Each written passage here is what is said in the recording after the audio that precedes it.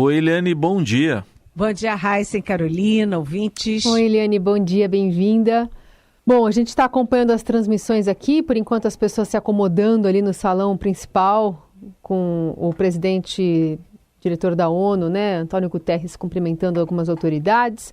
E já tem o presidente Lula falando nessa abertura da Assembleia Geral da ONU. Depois de 14 anos, como manda a tradição, o brasileiro será o primeiro a discursar em Nova York e dessa vez falará um plenário mais esvaziado, né, uma instituição pressionada pela tensão entre Ocidente e emergentes depois de uma série de declarações alinhadas à China e à Rússia, que põe em xeque o equilíbrio da diplomacia no país.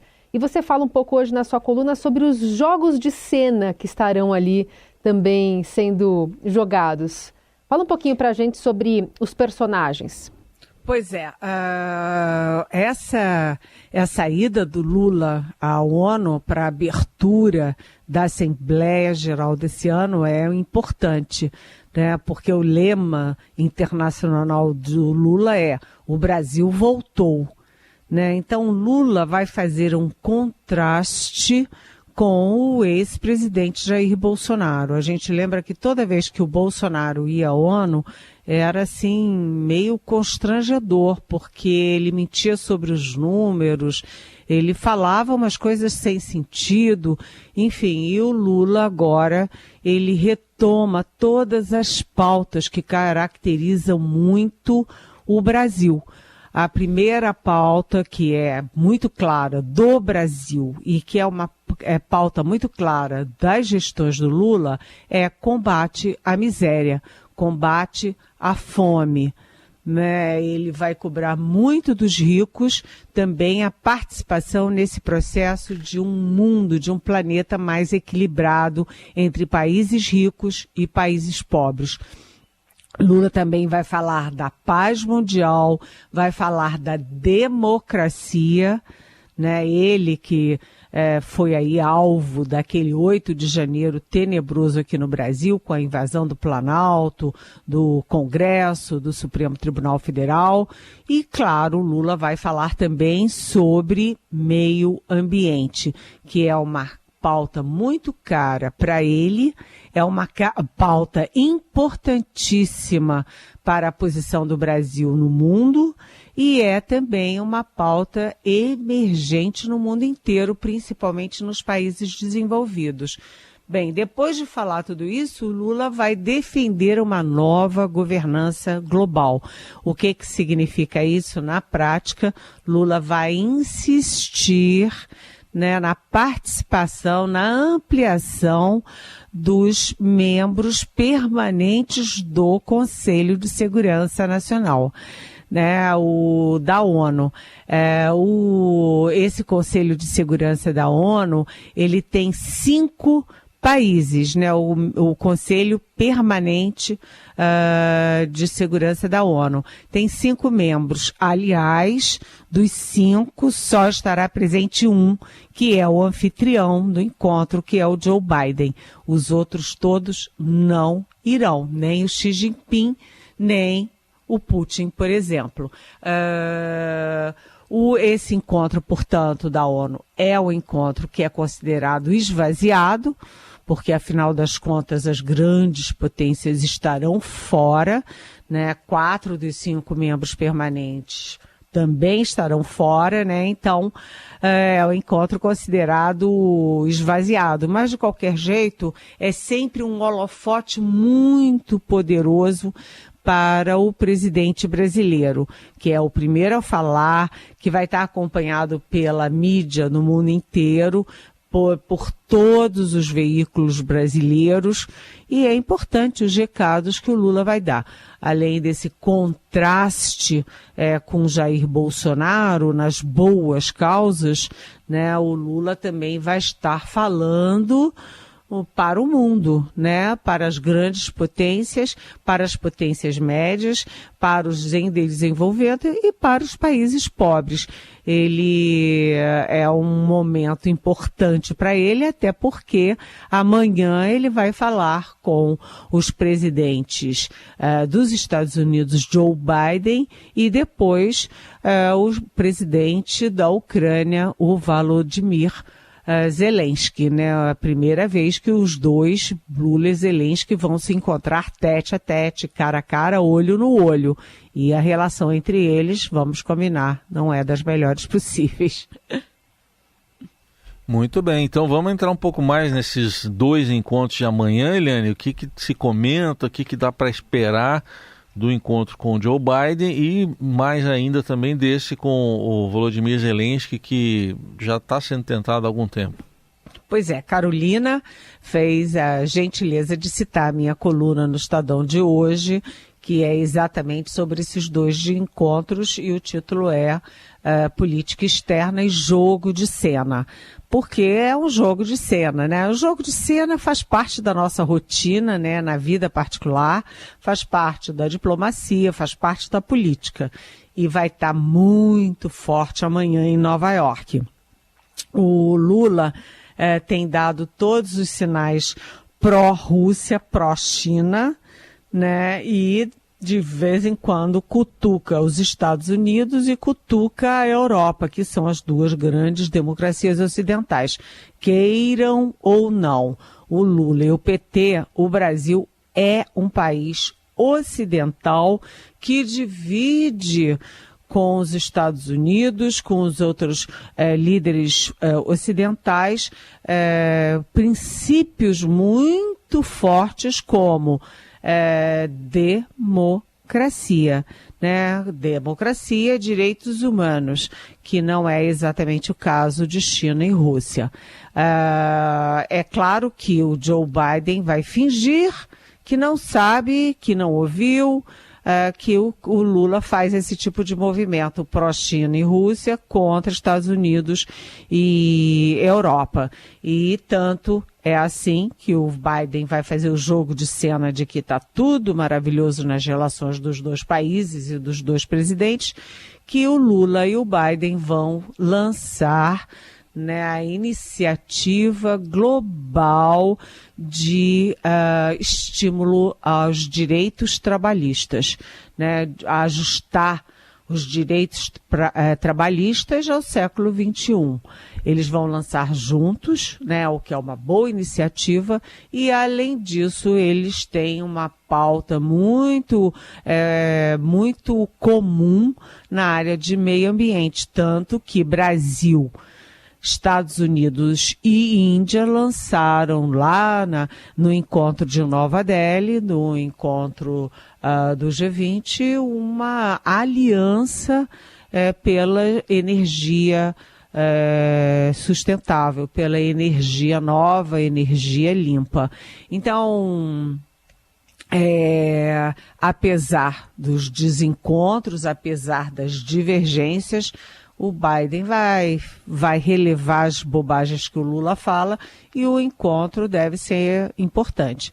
A expectativa, eu estava falando com o embaixador ontem, até ri enquanto eu falava com ele, e daí o jogo de cena. A expectativa é de que o Lula fale mais uma vez, como fala há anos e anos, o Brasil sempre reivindica a participação, a entrada nos membros permanentes do Conselho de Segurança da ONU. A expectativa é que depois do encontro, o Lula e o Biden digam que os Estados Unidos veem isso com bons olhos. E aí o embaixador disse, eles veem com bons olhos, mas o Biden só vai falar isso porque ele sabe que não é factível.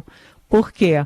Porque as outras potências do Conselho Permanente não vão querer a Índia no Conselho de Segurança, não vão querer o Japão no Conselho de Segurança e os próprios Estados Unidos. Se houver ampliação e tiver que escolher um país da América Latina, a prioridade para os Estados Unidos é o México e não o Brasil. E o Zelensky? Bem, Zelensky vive uma relação de Zelensky e Lula, né? Uma relação de gato e rato. Vão se encontrar, aí o Lula falha, aí vão se encontrar, aí o Zelensky falha. Dessa vez, eu acho que vai. Agora, o Zelensky também vai fingir que gosta do Lula, porque o Zelensky já criticou o Lula mais de uma vez, porque o Lula nunca reconheceu firmemente que a guerra tem dois lados. A Ucrânia foi a invadida e a Rússia foi a invasora. O Lula tenta tratar os dois da mesma forma. Além disso, o Zelensky tem uma proposta de cessar-fogo que não é exatamente a proposta que o Lula acata, que o Brasil acata. Por quê? Porque o Zelensky, por exemplo, só aceita conversar se o Putin parar imediatamente eu vou falar de um português bem claro, de jogar bombas, né, de atacar a Ucrânia. Em segundo lugar, o Zelensky não aceita uma pauta de negociação que não inclua o retorno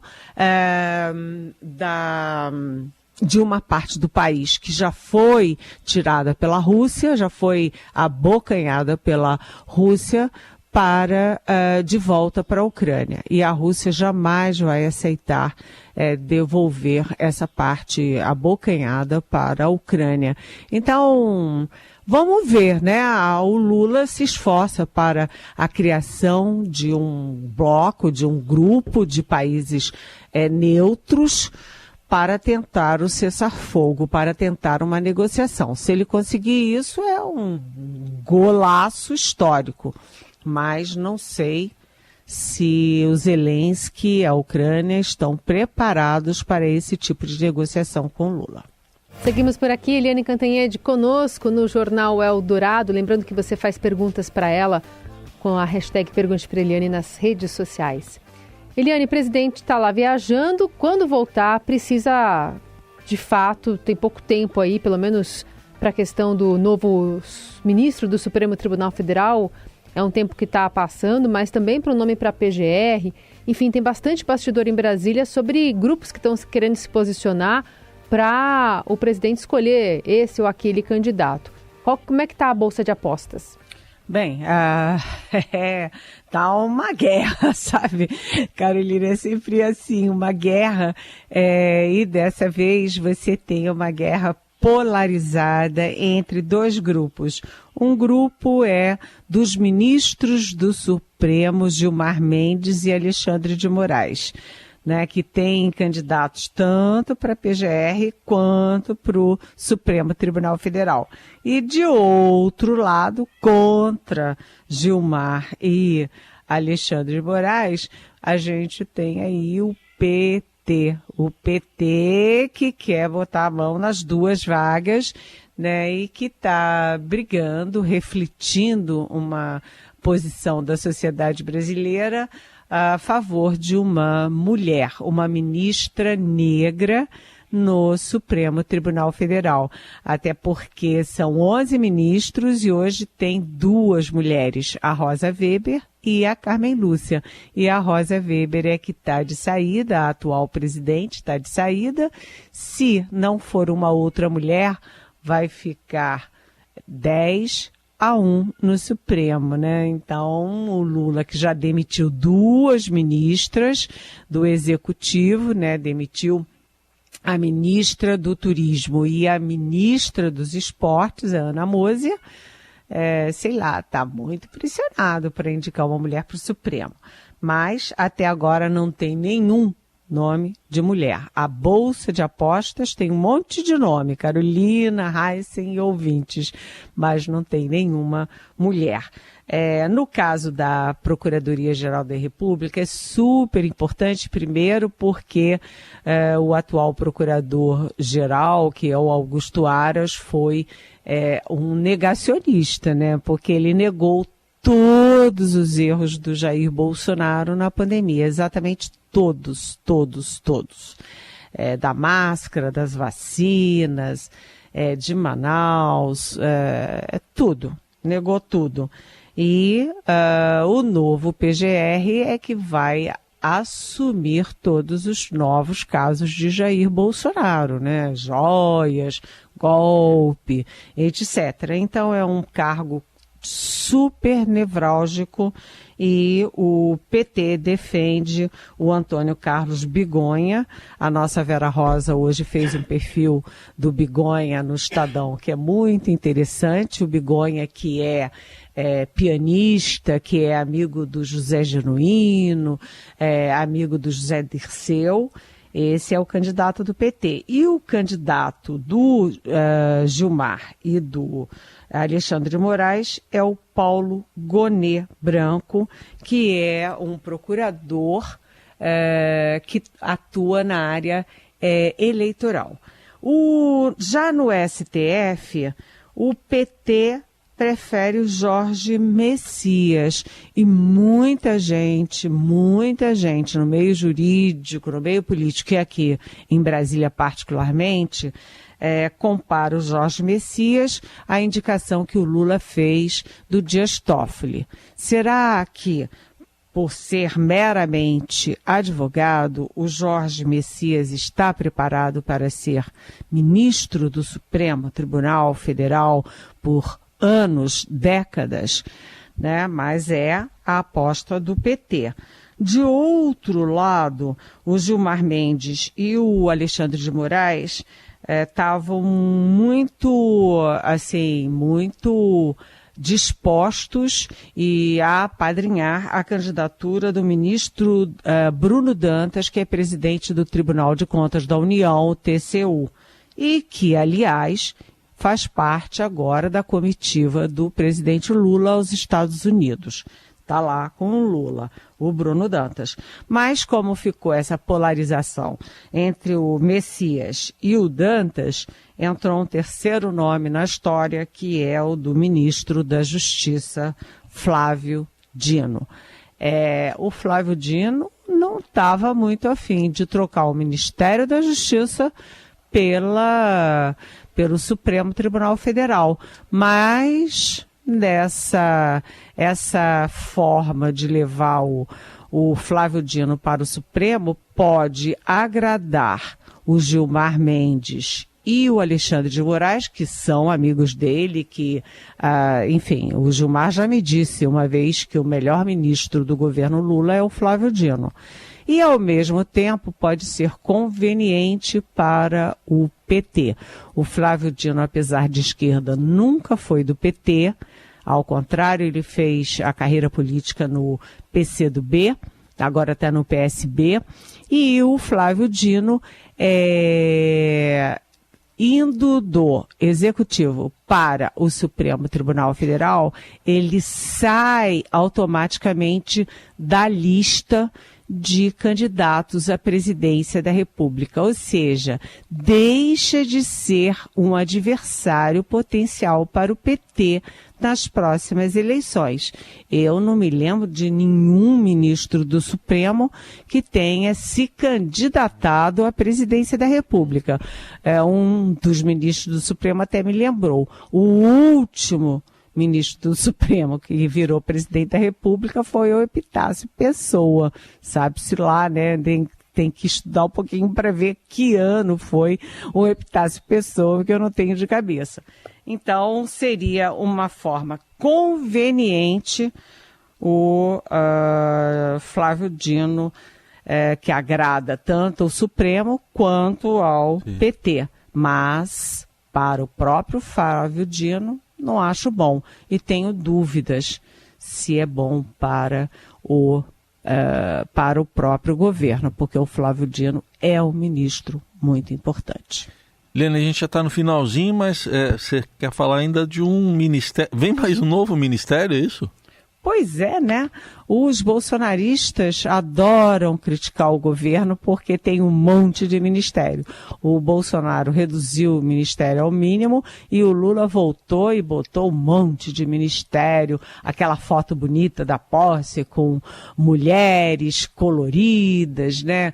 Com um ministro negro dos direitos humanos, com mulher negra, mulher indígena, enfim, foi uma posse linda. E aí as duas mulheres já foram demitidas, né, como eu já disse, turismo e esportes, e o Lula está criando ministério para agradar o Centrão, criou o Ministério de Micro e Pequenas Empresas com outro nome, mas criou mais um ministério.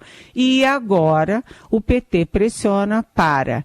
Sai o Flávio Dino de Justiça e Segurança Pública e o PT pressiona para separar de novo os ministérios. Fica o Ministério da Justiça e um outro, o Ministério da Segurança Pública. O Lula cedeu ao Centrão para criar mais um, agora pode ceder ao PT para criar mais outro. E o bolsonarismo adora, porque é um prato feito para crítica, né?